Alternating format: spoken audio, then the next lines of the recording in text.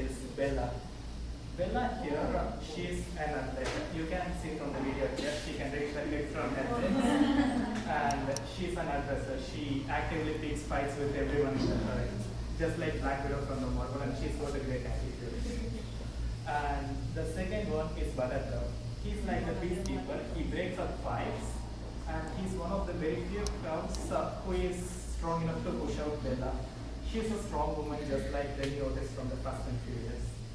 The third one is Daisy. She mostly keeps to herself, but the spot, it belongs to her. Anyone who takes that spot will have to be with her. Just like Sheldon, she's fixed on some idea and nobody can move her from them. And Marigold, she's mostly passive, just like Jenna Ortega from Wednesday Addams. She doesn't actively pick fights. She wants to fight with Bella right now, but she decides against it. She's a passive cow, and she doesn't actively pick fights. The last one is Rosie. She's the most energetic. She's like fighting Dory from Finding Nemo, and she actively leads everyone, becomes friendly with everyone, and she's also a good friend with Daisy. So how did we characterize all these cows? I don't need a specialized system to do that. I'm not trying to know what my cows are doing at 2 a.m. in the morning. What I'm actually interested in is what the camera sees. So I'll just show you guys a quick demo of what the camera actually sees. The footage you see in the top left, it's a tracking video of the cows. The cows are being watched 24/7 and every day. We watch each of their moves, and the video on the bottom is a recreation with our own software. We model how the cows move in the farm, show the time. But if watching their movements and rotations enough to build the network, no. We actually have to find the interactions they do. interactions they do, which I'll be explaining very soon. I'll just set up the video here so that the interaction timings are skipped. When you see two cows mating in breed, that means they are having positive interaction. And when they regret, that's negative interaction. Whenever an interaction is also over there, this network is cooperated with the edges. The number you can see about the edges or the number of interactions they've been undergoing.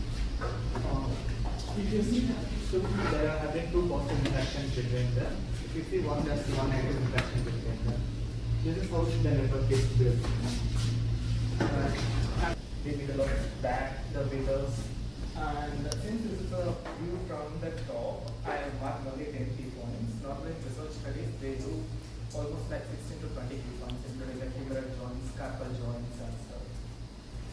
These A models, watch this difference in key points, you will be able to say this together. But can the systems do it? No, they can. For the systems to do that, they need rules, a lot of rules. Then Rob tries to remember those rules. If it's one rule, he can remember it easily. But when it is 10 rules, yeah, some people are intelligent and they will be able to remember 10 rules. So to deal with that, he needs a checklist. He needs to take out every rule and count the number of rules that match up.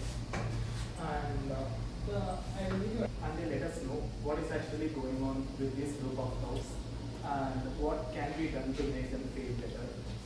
If using the decisions I give or using the insights I give, if the farmer is able to make some changes in his farm and the cows are less stressed and they are less agitated, they exhibit less negative interactions towards each other, the milk production is high, then that to me is a happier cow. And they feel happy and they are better when they are with their group of friends. And the herd you see as a whole is a family. So next time when you go to that is one takeaway you get from this presentation.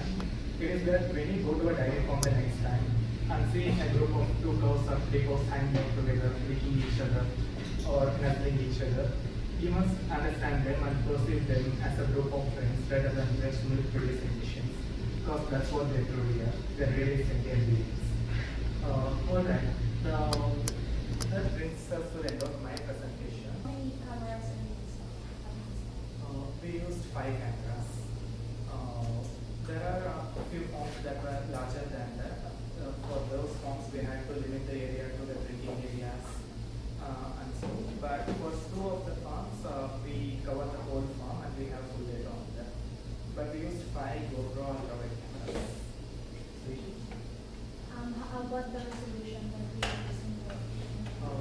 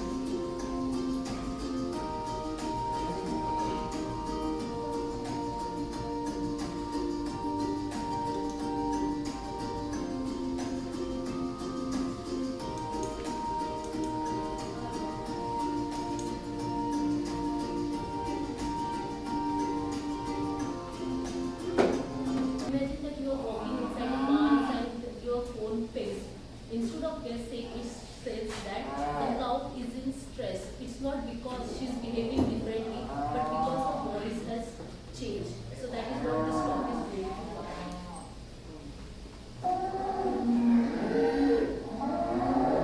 What are they talking about? Any guess? Like, where's my breakfast? Or they are just catching up with their old friends? This is a classic number call you will hear just before the feeding time. This looks odd, right? But this can be an important one because it can mean a frustrations or even a mineral deficiency.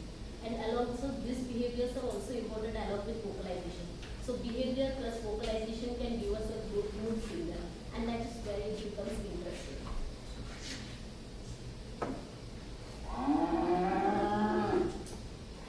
So these are the different types of vocalizations and the different types of context the cow makes. And what is the problem over here? That the humans aren't the good listeners. So in a busy farm, this emotional subtle cues often gets ignored, and that's where the understanding and the cows, they cannot text like us, they move. So that's where the artificial intelligence steps in. So over the past few months, we collected around 100 hours of cow sound from 4 different farms of Atlantic Canada, and we placed the microphones near to the main important sections like the feeding sections, the water stations, then we have the milking stations, then different hay racks and different sections, and we have a very useful and rich data, like ranging from a happy wave to a cranky mood, and it is like collecting the cow chorus and their sound behaviors. So let's get a little bit nerdy. So when you start imagining the cow vocalization in the form of a waveforms or a spectrograms, you can able to see out their patterns. So this is a distress calls which have a very high frequency with a long duration and urgency spike. The soft call is short, smooth, and it is of shorter duration. So when we start these patterns, can be able to be detected by AI. So we are going to train our model to detect these patterns and able to understand what the cow is actually going to tell us. So cows aren't the quiet creatures, they just murmur with their calves, then they have a different, they branch when they're in discomforts, and they sometimes even scream when something doesn't happen with them. So these are the different types of vocalizations we can able to collect with their different behaviors. Discomfort in them. This is the calf call. So let me go through a very cute section that how does AI use this cow vocalization. First, the cow vocalization is very captured by high quality microphones, and this are done with their cleaned and denoised, and then we will extract the acoustic features, which is in the form of numbers and images, and these images will be then further used by an AI model. So an AI model will able to detect and learn from these different patterns of these different acoustic features, and then it will output the cow call, for example, as a distress call, and this output will be then sent to a mobile phone in the form of an human-friendly messages by using an API, which is application programming interface. So this is an overall general view how thus we are going to classify and detect the cow vocalization. And the best part of a system is that our system doesn't scream alert, but it explains why. So by using an explainable AI, we can able to explain that which the combination of the signals has created an alert for the system. For example, if there is a pain-related vocalization, then it will explain that because it is high pace, it is high in pitch, it is of longer duration, the cow is pacing, and even its body temperature is increased. That's why we have detected this as a pain-related call. So isn't it great? And the best part is that the farmer doesn't just get the alert, but he can get some insights about it to know that which is the cow vocalization and which is the noise, and even the cows has a different dialect. For example, the cow from Nova Scotia will have a different sound as compared to the cow from Prince Edward Islands. So it doesn't mean that if she is saying I am hungry or I am in pain, might be different. In case of a picture, it can be the frequency. So we are going to train or build the models which can able to identify this and separate them.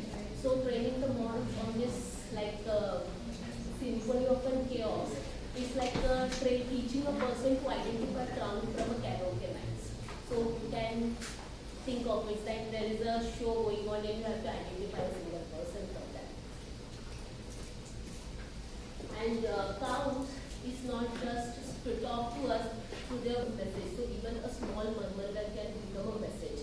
And thus the barn can be not just a place of working, but it can be a place of empathy. So we will stop treating cows as a numbers and we can actually listen to their needs by using AI, and even the cows will be happy from that. So let's next time whenever you hear a noise, so just don't say that this is a noise or this is the cow is mooing. Just ask what she is telling. And this AI is not going to replace the farmers, but we are giving a new superpower from them. The power is like to listen to the cows more efficiently, better and fast. So this is what my talk is about. Now we have like seen a lot about cows, their movement, their social networking, their analysis, cow analysis, collected the audio. Now it's in the process of creating the clips and building the AI. So once it is done, it will be publicly available. We have actually apps for chicken calls to apps. So like in the further coming sessions we will talk. Any other questions? Yeah. How long have you been doing this research? So from the last 4 months. Oh.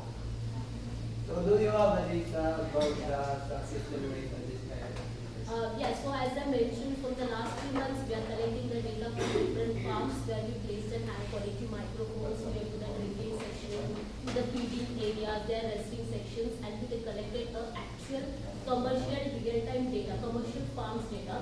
So it's not just a cow vocalizations, but the different noise is there because it's the day-to-day working farm. And so just not by teaching our model that to understand the vocalization, to also need to take them what the noise is. Then only they can able to work on different farms and it can become a product and can be implemented in like different commercial farms. So it's like the actual data is 100 hours plus data, and we do have another video data paired with them. So that's a very huge data. It can be around 7 TBs of data, and we are working on it. If the farm has this, so microphones in their farm, how much expense or money can they spend?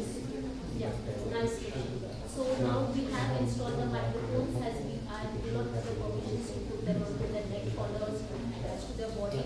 So we have put the microphones onto the bars during the sessions. And if you want to implement this once the models are ready and when the edge devices, so we have to think that the model should run on the low power devices, because it's not, because for artificial intelligence we need a higher resources which have high RAMs, high GPUs and even high memory and everything. So in that case we have to, once the model is developed and it can able to detect it that this is the call, if this is the call, then it belongs to this category, that she is in pain. This is a distress call, so this is a frustration call, this is a hunger call. So then it can send a message. So by detecting it, it will understand it, learn it, and then classify the call. And in the human by using LLM, that is a large language models. So LLM is basically artificial intelligence models who can able to understand and speak like us, like a human language.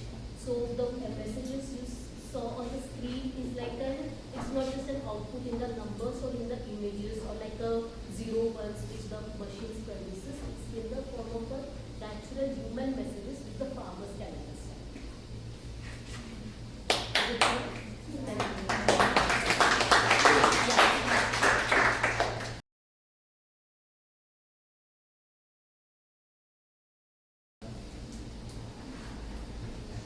So, hello everyone. Kamusta? Is that good? I'm saying it good? Yeah. So, my name is Yashwant Parival and I am a 4th year undergrad student here at the Dalhousie. And welcome to our Dalhousie, by the way. And today I think we heard enough about the cow, so let's have some fun about the chickens.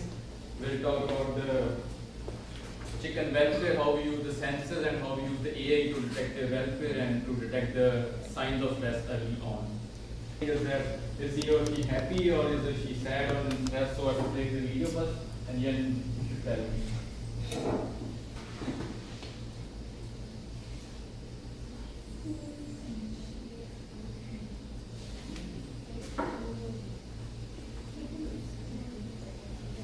What do you think?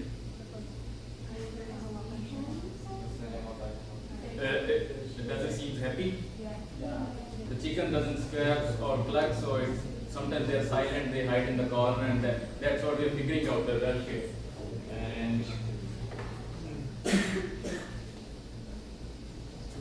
that's what I will play the video of the farm.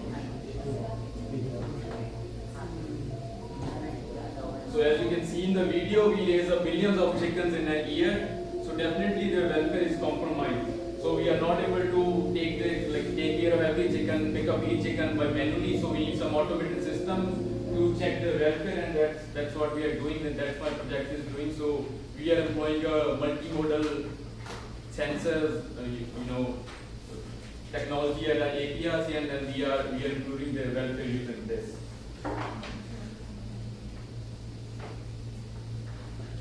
And that's the chicken stress timeline. So you can see from the chicken stress timeline, so before the visible signs of stress appear in the chicken, so there are some behavioral changes also, and there are some physiological changes also, and that's what we are trying to figure it out, because once the welfare signs appear on the chicken, like the feathers are drooping and all the stuff, they are already degraded. The health of the chicken is degraded, and it's better if we find that before, and then what we're gonna do is we're gonna figure that out using the behavioral changes and the physiological changes, using the technology, AI, and sensors. So here is a short taking place. In total, we have 8 of the control rooms here. However, we are only using 5 of them for experiment. Moving to the room 1. This is inside view of the room 1. We got our white lights here. The lighting is also controlled in these rooms along with the temperature and humidity. And moving to a smaller difference, we got 30 chicks in each room, and here we have their feed and water. This is our GoPro camera that records their videos 24/7, and it's powered using a power bank. And moving to the sound recorder, here we get a sound recorder and microphone. It also records their audio data 24/7. And here we have our air quality device which shows different air quality parameters like humidity, temperature, air quality, etc. And that's it. Thank you. So as you can see from the video, we have everything got there that aligns with the human perception, like the 5 senses of humans. We have cameras to see how chickens are doing. We have microphones to listen to their sounds, and we have thermal cameras also, and we have air quality monitors also. So that's what we are trying to do. So we are not relying on single modality. We are not just using the video, not just using the audio data.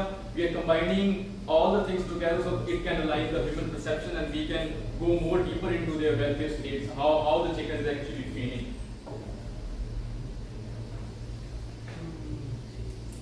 And here is a little nice picture of our flock from the APIs. I think I clicked this picture a week ago. Now the chicks at our APIs, I think almost 22 days old.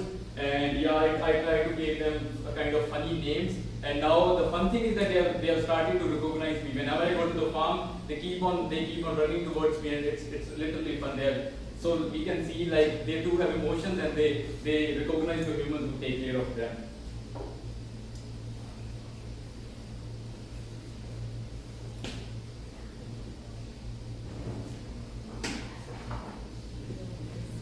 Using normal movement, and you can see the hand with the erratic movement, so that's when the hand is in stress. And on the right, you can see a heat map animation of how the chickens use their space when they are in the stress or when they are in the normal. So as you can see from the picture on the right, so you can see the normal chickens roam around all about the coops and in the farm, so they roam freely, they are not in the stress. And on the right is the animation of the stress chicken. So the chicken might be hiding in the corner because of the stress, and that's what we are going to figure out using our cameras, so using their motion thing.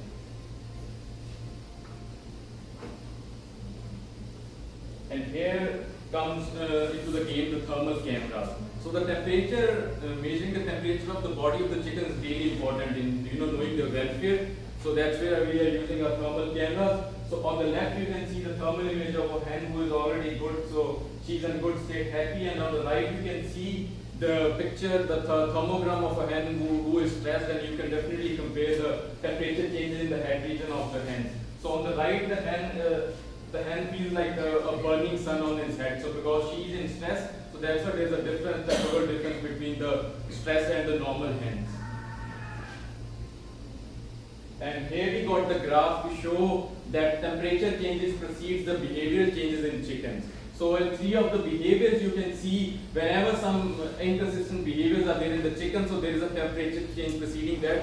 So temperature is a good indicator of knowing the welfare of chickens, and that's where the thermal cameras come into the play to detect their welfare. And here is a small video how we record the temporal changes of the chickens at our APRC. I will show you the video. And in the conditions such as heat stress, chickens tend to exhibit higher temperatures, particularly in the areas like headlights and comps, and therefore thermal imaging can help to detect subtle signs of stress in chickens. So that's how we collect the thermal data at the APRs. It's really interesting to see the temperature differences among the different regions of the chicken.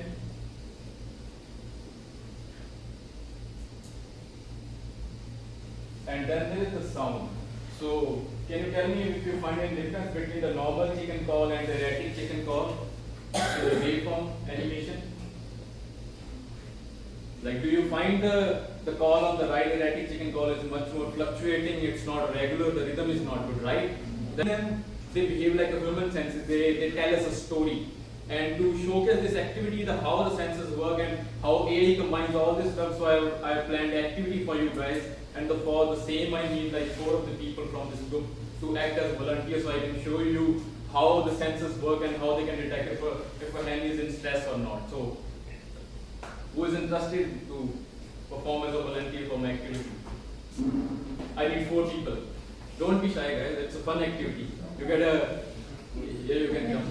Once in a while, chance to mimic the AI and sensors. I need 4.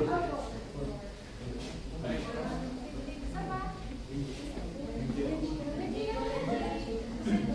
Come on, you can come. So, whoever is interested in becoming a hen. It's fun. So here is a clue written in this cheat sheet. So you have to behave like that, like a hen in class. So it's written how you have to behave. And you are the sound sensor, and you are the thermal sensor, and you are the sight sensor, video camera practically. See, he's already in stress.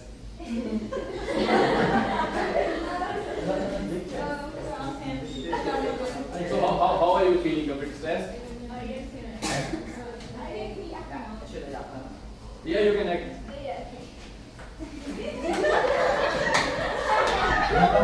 Okay, so you are the video sensor, right? Yeah. So what do you find about the hen? Regular movements, yeah, great. Video sensor is working good. Are you a sound sensor or thermal sensor? What do you know about this hen? Yeah, so the head region is is emitting more heat, right? It's the head region. It's more hot. Yeah. That's good. And what do you? Your sound? Yeah. So how does the hen sound like? You should. So there is a regular sound pattern that she's making. Erratic chicken calls, like the regular sound pattern. So that's how the AI works. So we will combine all 3 data, and then we will come to the conclusion. Isn't that fun? So how the senses work? So they note the regularities, and then we combine all these things, and we come to a conclusion even before the visual signs of stress appear. Okay, thank you guys.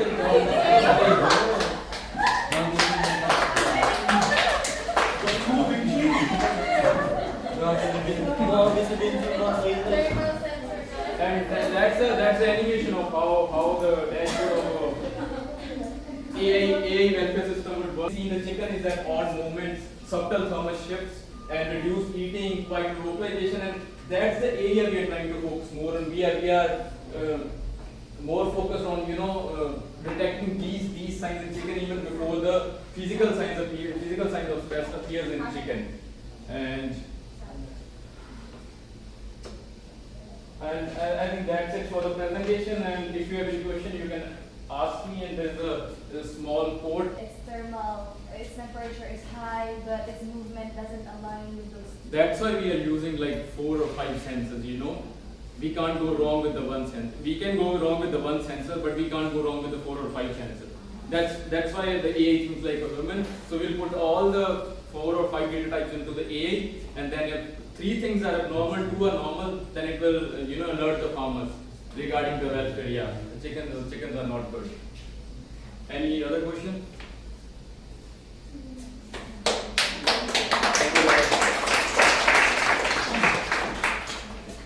Chickens, yeah, they are egg producing machines. We eat them. Yeah, I like chicken when it is on my plate, that kind of vibe, right? So instead of that, we are going to try and understand and keep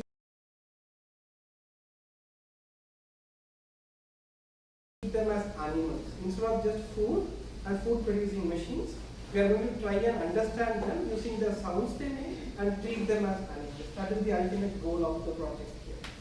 So before starting, I have a small game for you all. I just want you to guess what sound the animal is making.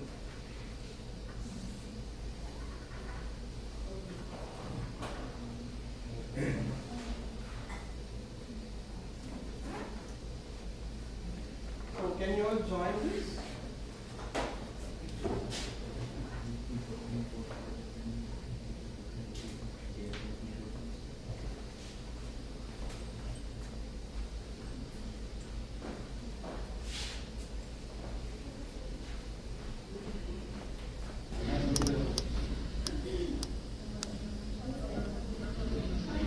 Is everyone in? Anyone left out?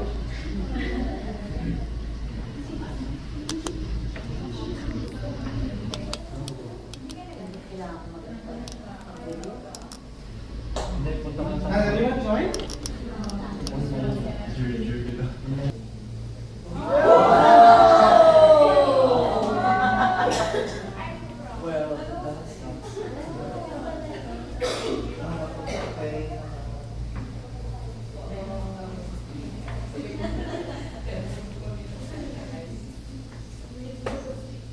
We'll move on to the next sound.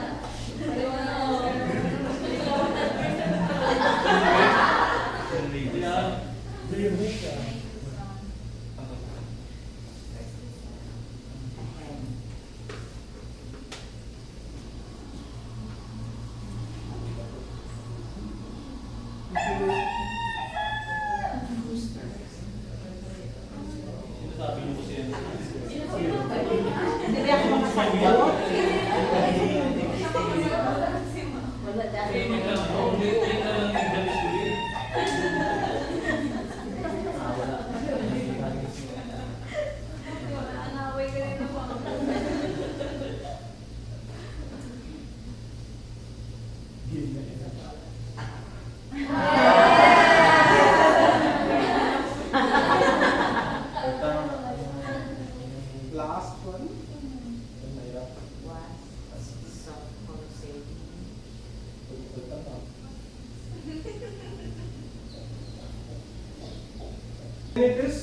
When it has laid an egg. So this is like a celebration, like it says like, hey, look here, I have laid an egg or something. So it can inform its aunt and nephews, everyone like the new egg I have laid. So that is a type of sound. Another sound, if you see, after if you induce a stress to the animal, it makes a different kind of sound. That is, so this is a huge repository of sounds from which we teach the AI system to learn. Now, we represent these sounds as images. That is the next step. This is one of the way of making the computer understand. We try to represent the sound as an image. So if you notice, there are some peaks, like it is colorful, and the y-axis kind of tells you the frequency of that sound, and the x-axis tells you the time, and the intensity of the color tells you like how louder the sound is. If it is brighter, the sound is more loud. If it is not that much bright, the sound is subtle. So the brightness will tell you how much intensity the sound is. So from a single image, you can understand the frequency, the time, how intense the sound is, all those things. Now, how do we do this? How do we create this image from a sound? That is the next process.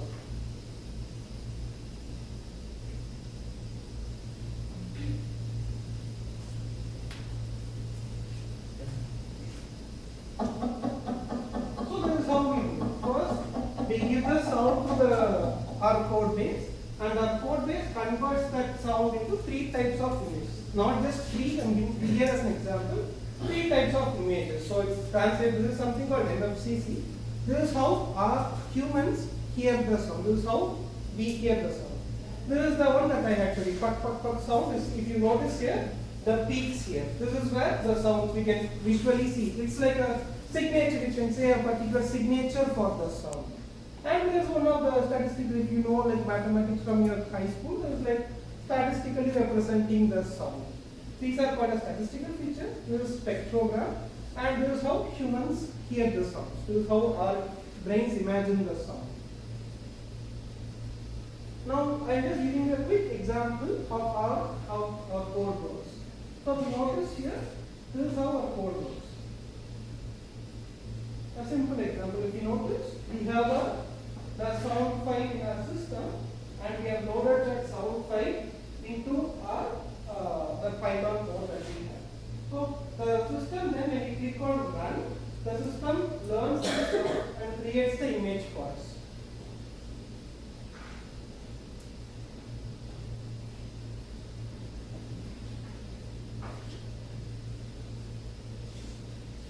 Now coming to the final part, like translating and we have now created the image for that, and the machine learning, the AI can understand like what sound the animal is making. Now moving on to a deeper part, understanding, instead of just saying like, yeah, the animal is hungry, the animal is stressed, the animal is unhealthy, something like that. We are moving towards a more deeper part, truly understanding this animal. By truly understanding, I mean the sentiment behind it. Say the animal is happy, the animal is sad, all those things. So that understanding truly the meaning behind the sound. That is what we are trying to do. So the AI system translates the audio. Instead of, now we have seen translating to images, right? Now instead of just translating to images, what if we directly use the audio? Instead of translating to images, we are using the audio and converting. Our AI system is converting those into word clouds. Clouds, like these are not actual words in English language, but these are the representations of these sounds when translated to English. That is the basic idea. And from those translations, we are going to use various natural language processing algorithms, and they help us. One of the algorithms that we use is called BERT, and that algorithm helps us to translate, like get emotions, detect patterns from these sounds. Those patterns can help us get the emotions or insights from those sounds. And from those emotions, we can truly understand, like, oh yes, the animal is hungry, oh yes, the animal is happy. Because you can understand it like more of less translator per se. That is the ultimate goal of the project. Like, and truly can we develop a translator? Can we develop a semantic understanding of, or create a vocabulary, acoustic vocabulary of the chicken sound? That is the ultimate idea of our project. So from meaningless plus, so we are going to go towards more meaningful modes, and instead of just sensors that they just take capture video sounds, We are going to create a listener that is going to actually listen. Like when we go to therapy sessions, they listen to us, right? They listen to us and help us elevate our moods. Similarly, we are going to try and build a listener for these animals. That is the ultimate goal of the project. And we have all learned about like so many stuff about AI, right? Just a small kind of quiz for you all. I'm worried about the expensive cost. Like, yes, it sometimes can be expensive, it's high cost. Need a lot of time to use this. That is where explainable one point that important point that I saw was it might be difficult to use. Yes, that is one of the practical aspects that we are moving towards. We are trying to use AI that can help. Yes, that is true. When we say like AI is not all is completely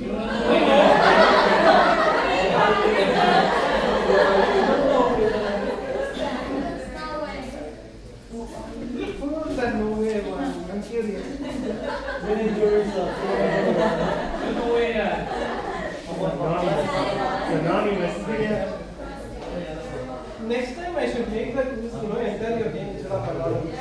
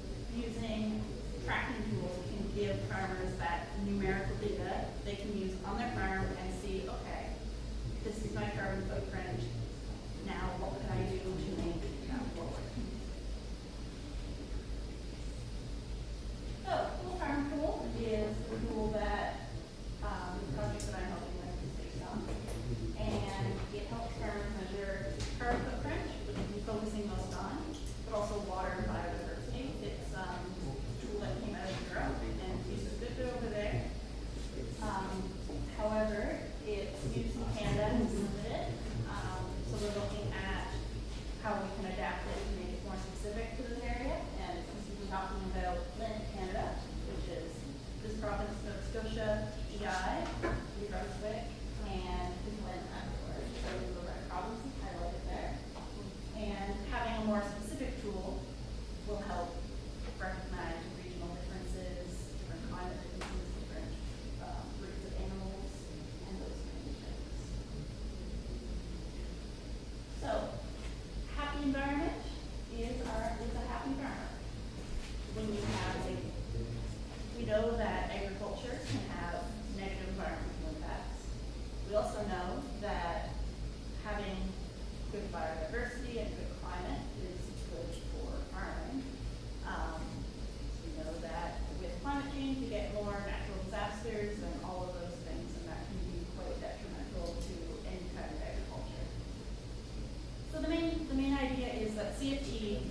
empowers farmers to take action to make the world a better place.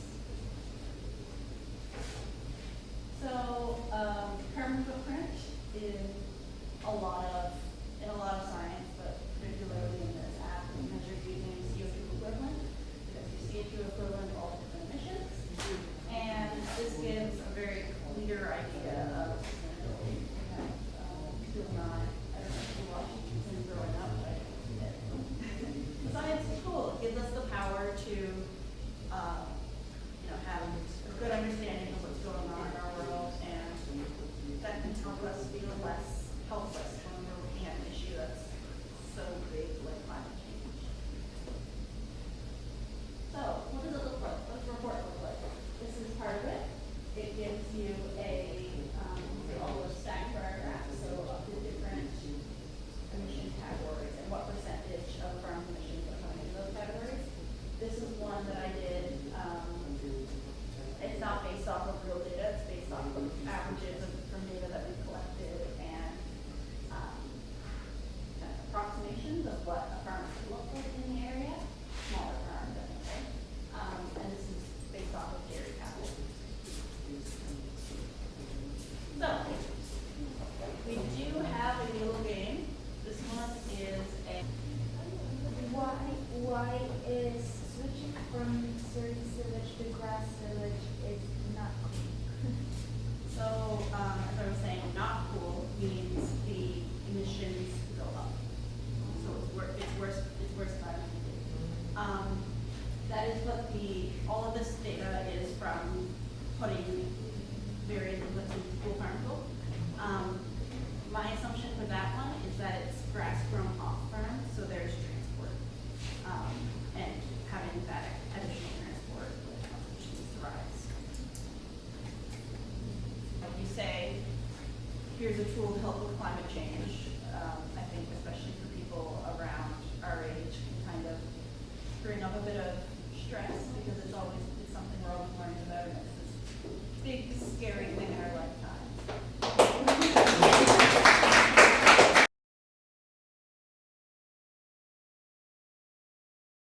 So thank you so much. Are there any questions for any of the past 4 or 5 presenters? Any comments, questions? Any remarks? Yeah, go ahead. So we also develop mobile apps. Those are free. So how many of you use iPhone or Android? How many of you have iPhone here? So but it doesn't matter whether you have iPhone or Android. If you scan these, you will be able to download 2 mobile apps for free. One is called CowTech, another one is called Clectify. Both are free. So you can learn a little bit about chicken communication, understand, appreciate the emotions of chickens using these 2 free mobile apps. Next slide.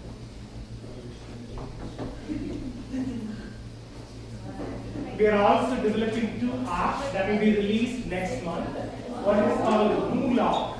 So this is about cow communications, how cows can talk, how they express their contentment, satisfaction, anger. The second app is called Diary Air Canada. So that's similar to how do we use satellite technology to measure methane emissions for over 1,080 farms coast to coast in Canada, kind of benchmarking tool. So those 2 apps will be available in the coming month. So any comments, questions? Thank you so much for your attention and for listening to us. Thanks a lot.